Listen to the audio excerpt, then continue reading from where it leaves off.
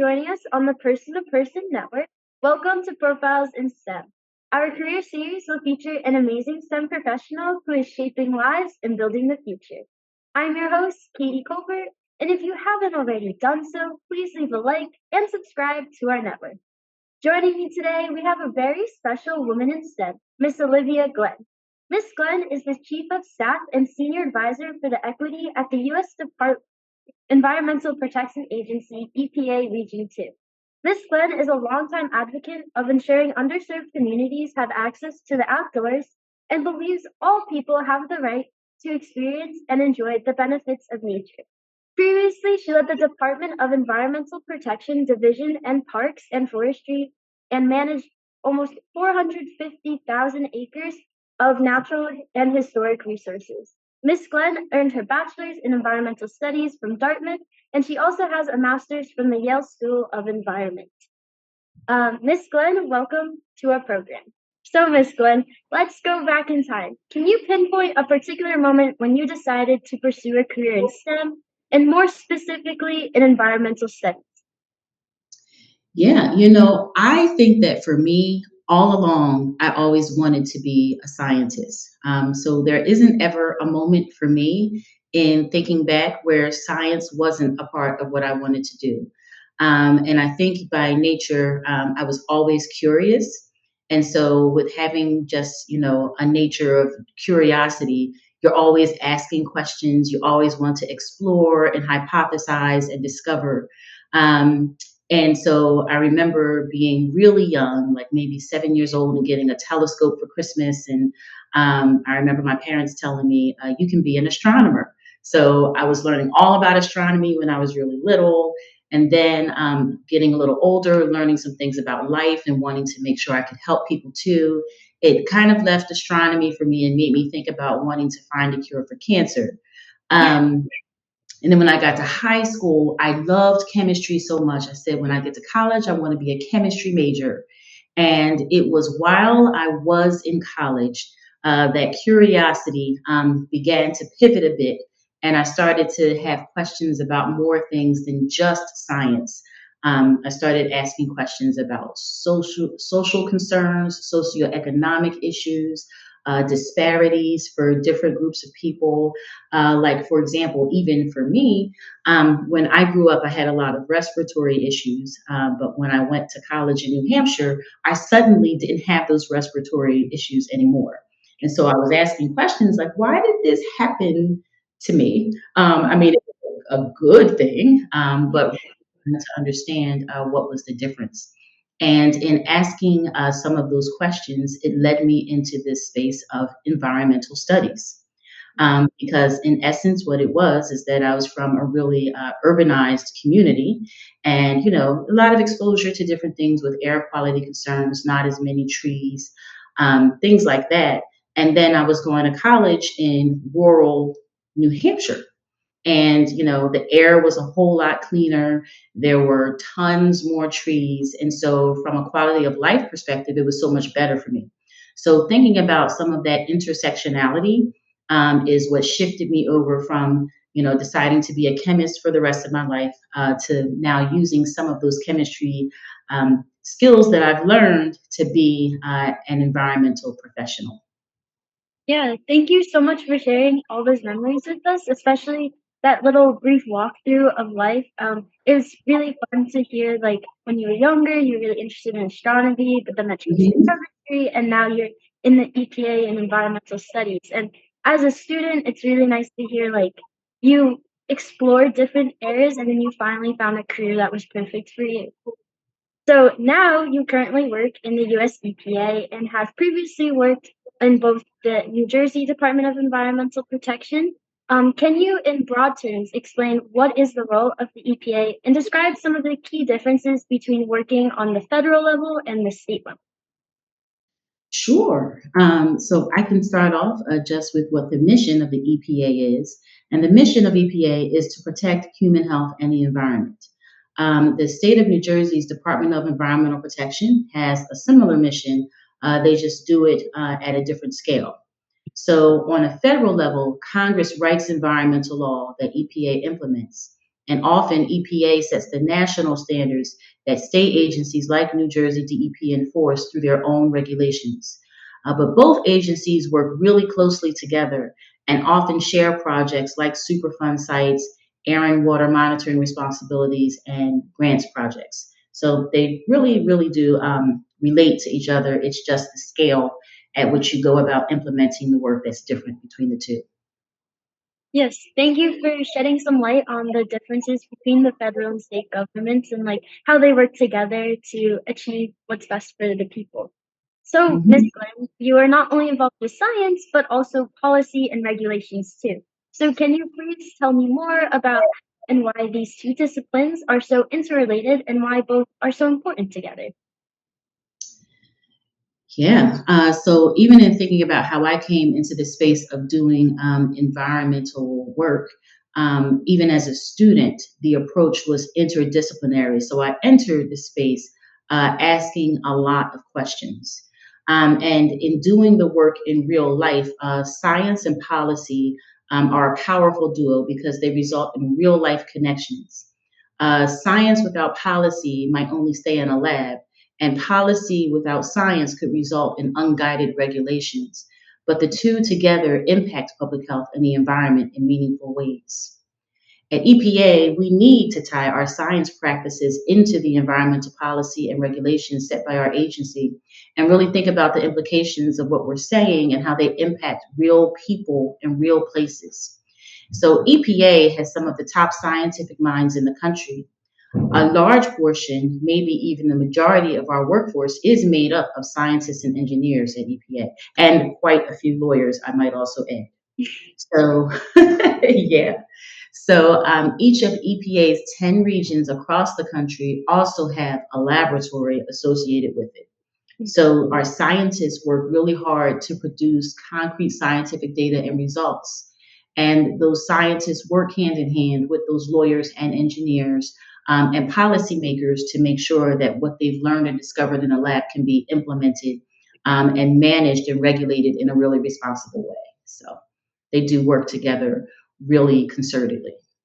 Yes, thank you so much for sharing and explaining that with us. I think interdisciplinary work is something that's really important no matter what type of field you're working in. So I really appreciate you explaining how scientific research plays such a critical role in making legislative decisions and guiding effective policies. So, as Chief of Staff, as well as Senior Advisor for Equity for the US EPA, can you share with us some specifics about your duties in each of these roles? I sure can. As chief of staff, I have the wonderful pleasure of working with our regional administrator, Lisa Garcia. And we're both political appointees. So that means that when a particular presidential administration comes in, they get to choose some of the staff who they want to be there. And in the Region 2 office, we're the two people who were selected by the administration. Everyone else who works in EPA has been here over the course of their career. So the other 800 people who work in Region 2, they've dedicated working for the federal government as what they want to do is their profession for the extent of their career. Um, so, in being chief of staff, supporting the regional administrator, those items that are like the priorities of the presidential administration are things that we help to embed and we help to direct for all the staff. And so we do work really, really well together with the staff who've been here from a career lens. Just sometimes there are things that come up as priorities that are in particular administrations. And so, what we'll do is be a part of casting the vision for how all the career staff can implement what that key idea might be for that particular president. So, with President Biden and Vice President Harris and our administrator, Michael Regan, some of their top priorities are in the lenses of environmental justice and equity.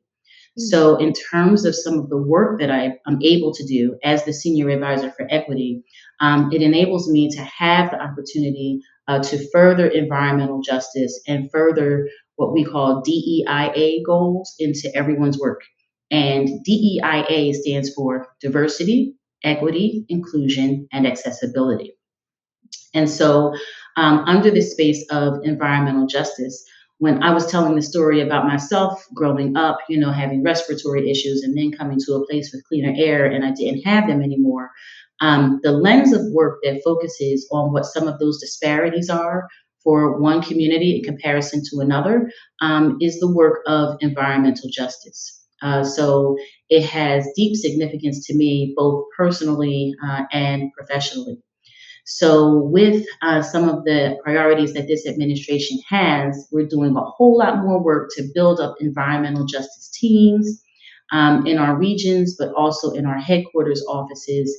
And we're also using a lot of money that's coming through two laws that were passed, the Bipartisan Infrastructure Law and the Inflation Reduction Act, to get money and get projects funded in communities that have experienced more burdens than others.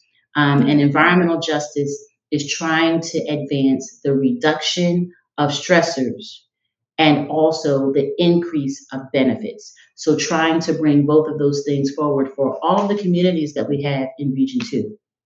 So, Region 2 specifically covers New York, New Jersey, Puerto Rico, the U.S. Virgin Islands, and 8 federally recognized Indian nations.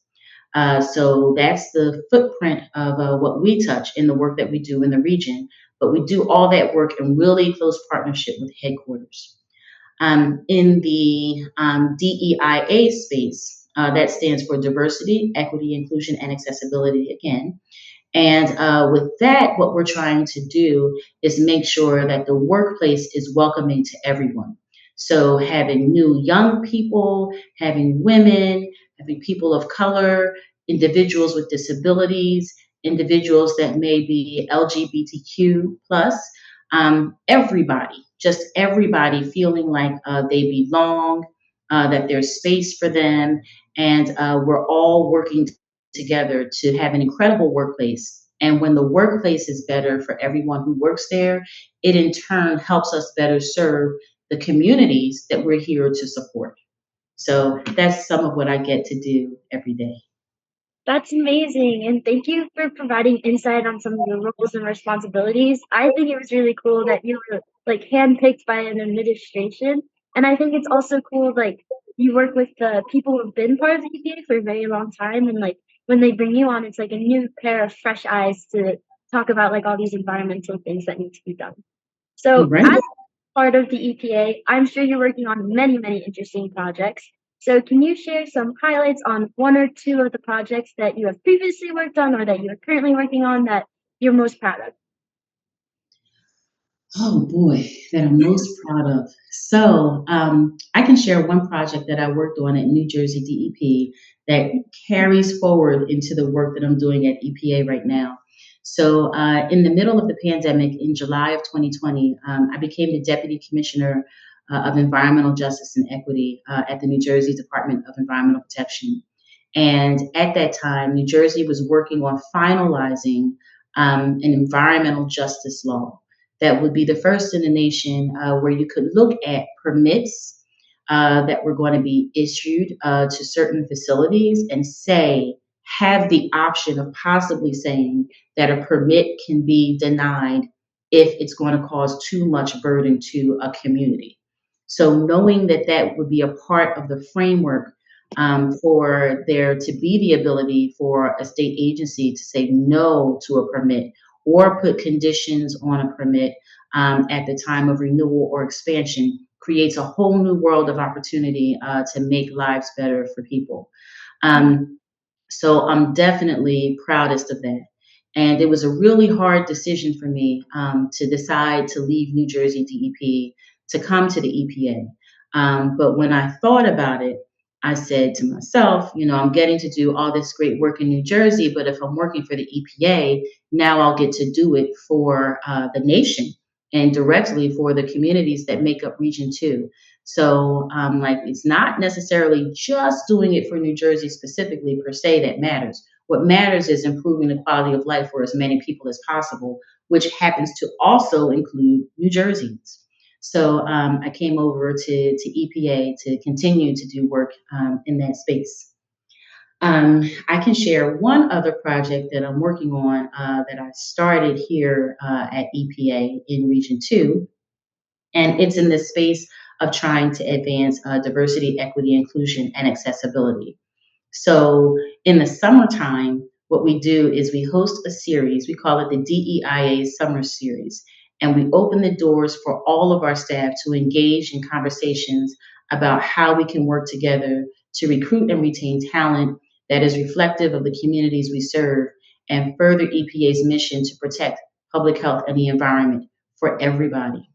And so, with that, once a week at lunchtime, we're having conversations about how we can make the workplace even better, getting feedback directly from employees, figuring out some goals that we can work on together.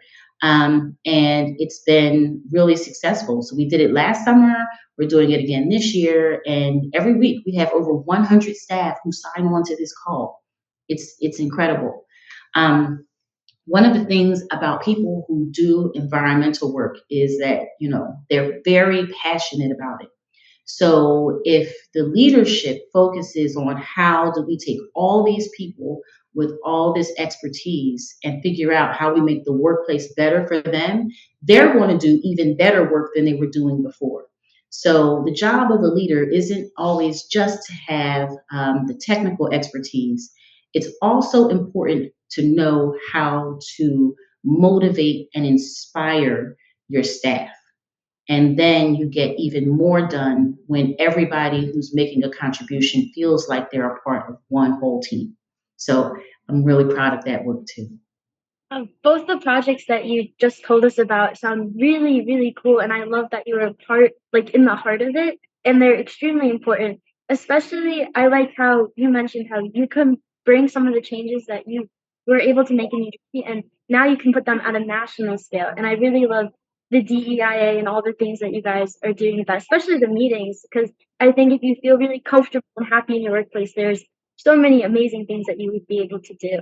So, Miss Mhm. Glenn, we've explored so many areas today. So, is there something else you would like to share with our audience as they explore STEM and careers in STEM? Yes. So, for those of us who are interested in science, technology, engineering, and math, we're very analytical in our thinking. We're always asking questions. And so, just want you to remember to never, ever, ever stop being a learner. You have to be a lifelong learner. Even right now, in my time at EPA, after being in the workforce for over 20 years, I'm still asking questions. You never have to pretend that you know everything. You know what you know, and what you don't know, you don't know. And other scientists love being asked questions. So always, always ask questions. We would love to have all of you come work at EPA one day. But in all seriousness, if you truly have a passion for STEM, just stick with it. Always be curious, always be inquisitive. And there are so many amazing career options that are available now. They're only going to continue to grow. And so for me, I feel like my job is really exciting and it has the opportunity to show real results. And it's been so rewarding. And I hope that all of you find the same happiness in your career. Oh, thank you for that advice. I think it's amazing, and I hope our audience really takes it to heart, especially about always being curious and not being afraid to ask questions. I know as a student, sometimes you're afraid to ask questions because you don't want to look like stupid, but there's no bad questions. And honestly, No. when people ask me questions about these and the research that I'm conducting, it makes me so happy because they're genuinely curious. So Yes. that's really amazing advice. And I would like to thank my special guest, Miss Olivia Glenn. Miss Glenn, it was truly an honor speaking with you today. Thank you so much for making time and spending time with us. And to our viewers, please join us again for another exciting episode and another remarkable STEM professional. Don't forget to leave a like and subscribe to our network. You have been listening to Files in STEM.